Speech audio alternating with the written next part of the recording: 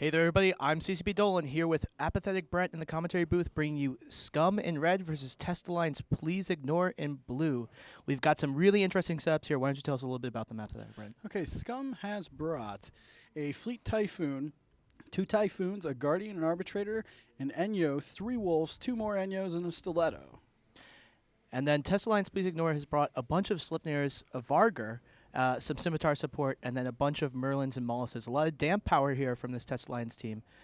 Maybe possibly going to keep these Foons from using their real range advantage. Right, that'll definitely make it so that the Sleipnirs can get in the battle without taking too much damage. But if it comes to a support versus support fight, then we're definitely going to see Scum Alliance win that. Yeah, you can see those Wolves are so strong. They're just going to crush some people. Foons also super fast, but Slipners unfortunately are quite a bit faster. So Test Alliance basically can dictate when they want to be on top. But wow, look at all those tracking disruptors coming across on the Test Alliance Please Ignore team. That's a very good use of mid-slots against this team.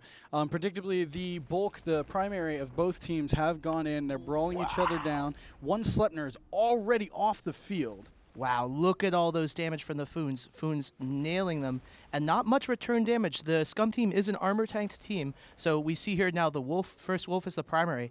But with one Slipnir down from the very start of the match, it's going to be a tough comeback. And now we see the target painter falling onto the Slipnir of Nagel Brett. Let's see if he can hold. He's catching reps now, unlike the previous Scimitar. Yeah, it looks like the light support of Test Alliance is going after that Wolf, while the larger ships on the Test Alliance team are going after that Typhoon, who is getting very low armor. But at the same time, that Vargur's about to run out of shields. Yeah, exactly. That Foon was so late catching reps, and now reps are off again. The Vargur, let's see if it can hold. Vargurs, of course, have a bonus to shield boost amount, but there's so much brutal DPS coming from these Foons, and the Typhoon needs to drop right now. If they can get the Foon down, maybe the reps will hold. Yeah, it's really close. That Vargur's getting huge shield reps back, but...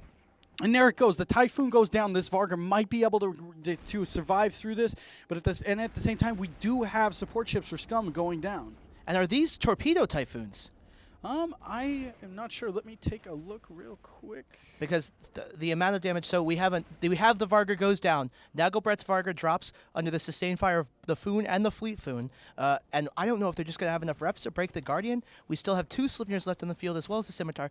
But look at them just obliterate through those reps. The Typhoons are actually cruise missiles, which isn't a horrible idea because the applied DPS on cruise missiles is a lot better than on torpedoes. Yeah, exactly. Especially against these smaller targets. Yep. When they're not hitting battleships like that Vargur, they're going to do a lot more damage, especially with that TP on. The Scimitar reps in conjunction with the Sleipnir reps right now onto Taco Rice are holding pretty well, and that Typhoon isn't getting reps at all.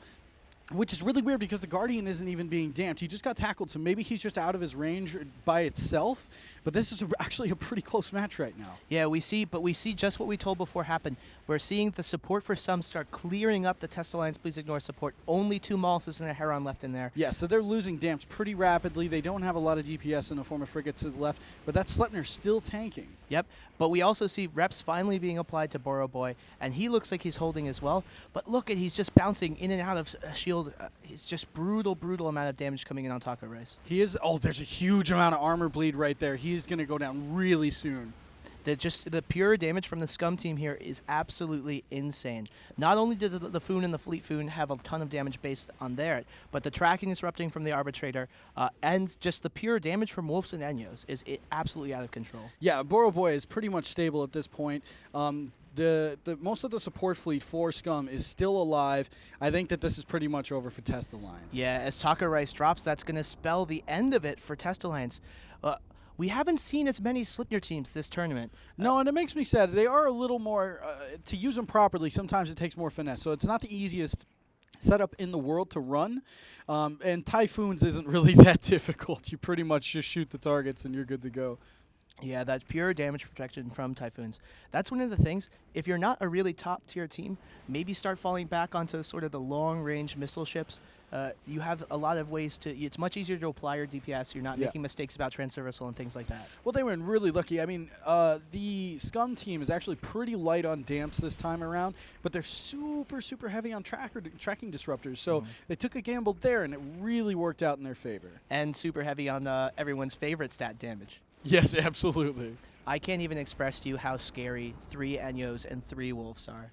That is a lot of DPS. I mean, out of 3 Enyos, you're if they're fit for a lot of gank, you're breaking 1,200 DPS just there, and then probably another 250 from each wolf. So you've got almost 2k DPS in just frigate holes. And to put that into perspective, that's about 2.5 Sleipnirs. Yes, exactly. And when you're coming in with 2 Sleipnirs after losing your third Sleipnir right at the start of the fight, you're not going to be in a great place. I think the biggest mistake that Tess made here was going with that Varger. They could have gotten another command ship hole or a battlecruiser hole like a Hurricane Fleet issue, and it would have freed up points to make their secondary wing a lot stronger. Yeah, I agree. Also, that just losing the Sleipnir so early, I don't know if some of their Sleipnirs were bait tanked, some of them tanked differently. Well, so one of the issues is that when you're in a Sleipnir, a lot of times you won't even run your hardeners until you think you're going to get shot, but with that much alpha from a Fleet Foon and 2 Typhoons, you can alpha your shields without even having your hardeners on. So it makes it a really big uphill battle to try to catch up there. Yeah, it's a brutal match.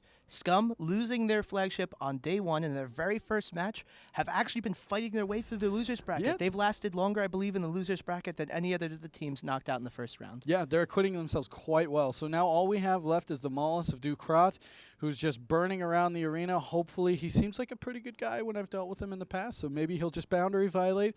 But then again, maybe he'll troll us. Yeah, well, while he's flying around, we get to talk about all the wonderful new things that we have in this Alliance Tournament 11. For those of you just tuning in after the break, this is, of course, the 4th day of Alliance Tournament 11. Next weekend is going to be the finals weekend, where we'll see the first time in Alliance Tournament a best-of series. Yes.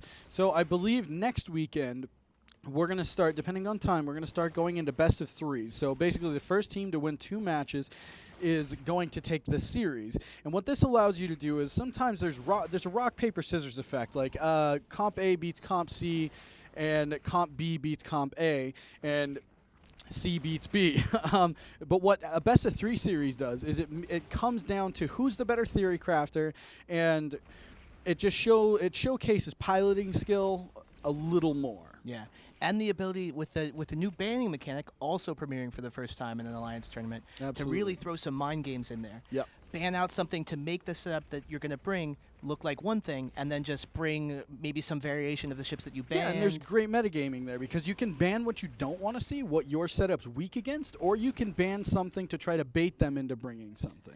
And with the fall of Dukrat there in the Maulus, that's going to wrap up this match. Test Alliance, please ignore one of our big 0-0 alliances going home. SCUM advancing once more through the elimination bracket, and we'll throw it back to CCP Soundwave and the crew in the studio.